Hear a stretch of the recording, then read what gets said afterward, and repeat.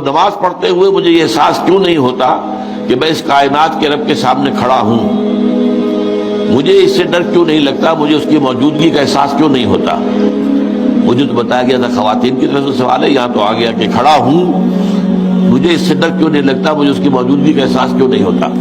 اس کا تعلق ہے یقین کی گہرائی سے۔ اس پر حقیقت ایمان کے ضمن میں میری ایک کتاب بھی موجود ہے، اسے پڑھیے۔ اور میں نے پچھلے دنوں 40 نبوی جو ہے اس کی جو حدیث کا درس میں دے رہا ہوں جمعے کے خطبات کے اندر، اس میں بھی اسلام اور ایمان پر بڑی مفصل بحثیں میں نے کی ہیں، اس کے بھی آڈیو ویڈیو موجود ہیں۔ ایک ہے ایمان جس کو آپ کہیں گے لپ سروس، زبان سے ہم کہہ رہے ہیں کہ ہم نے اللہ کو مانا، رسول کو مانا، قرآن کو مانا، کتاب کو مانا، نبیوں کو مانا، آخرت کو مانا، روز قیامت کو مانا، جنت کو مانا، دوزخ کو مانا۔ یہ ہے ایک سطح۔ ابھی آپ کا یقین دل میں قائم نہیں ہے۔ اس وقت تو ظاہر بات ہے کہ آپ کا قول کچھ اور ہوگا، عمل کچھ اور ہوگا، اس لیے یقین تو ہے ہی نہیں، یہ تو صرف قول ہے۔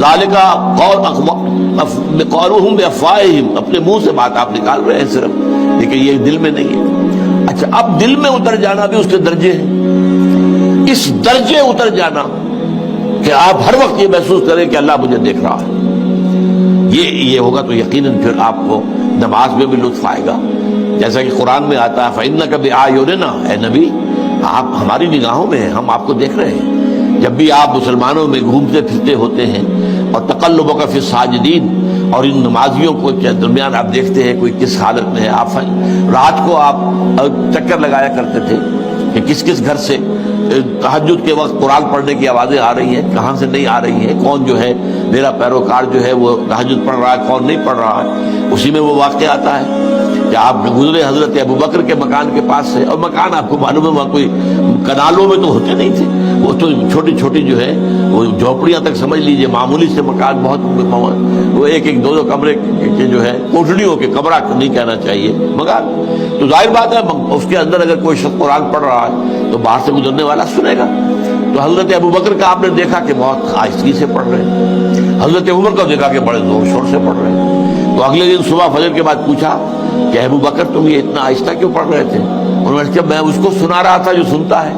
اللہ کو سنانے کے لیے بلند آواز سے پڑھنا تو ضروری نہیں ہے، اللہ تو میں کتنے ہی ہلکی سے ہلکی بات میں کہوں، بلکہ صرف کلام نفسی بھی ہو، دل ہی میں بات کروں، وہ بھی اللہ کے علم میں آ جائے گا۔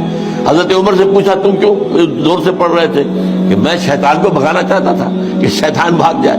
تو آپ نے کہا دونوں ٹھیک ہو، لیکن یہ اے ابوبکر تم ذرا اپنی آواز اونچی کرو، اور اے عمر تم ذرا اپنی آواز پست کرو، یعنی ایک معتدل پر تمہیں آ جانا چاہیے۔ تو یہ معاملہ ہوتا ہے اصل میں ایمان کی گہرائی کا۔ ایمان کی پھر آخری گہرائی وہ ہے کہ ایسا یقین ہو جائے کہ گویا کہ آپ خود اللہ کو دیکھ رہے ہیں۔ یہ جو احسان کی تعریف بیان کی حضور نے حدیث جبرائیل کے اندر، ان تعبد اللہ کانک تراہ فإن لم تکن تراہ فإنہ یراک، اس حالت میں اللہ کی بندگی کرنا، اللہ کے لیے بھاگ دوڑ کرنا، ان تعمل للہ کانک تراہ، ان تخشى اللہ کانک تراہ، اللہ کا خوف تم پر اتنا ہو جائے گویا کہ تم اللہ کو دیکھ رہے ہو۔ اب آپ اندازہ کیجئے کہ جب قیامت میں سارے پردے اٹھ جائیں گے، جہنم بھی ہمارے سامنے ہوگی اور جنت بھی سامنے ہوگی، وہاں بھی کوئی کفر کر سکے گا؟ تو ظاہر بات ہے کہ جب اللہ تعالیٰ کو دیکھنے کی حد تک کی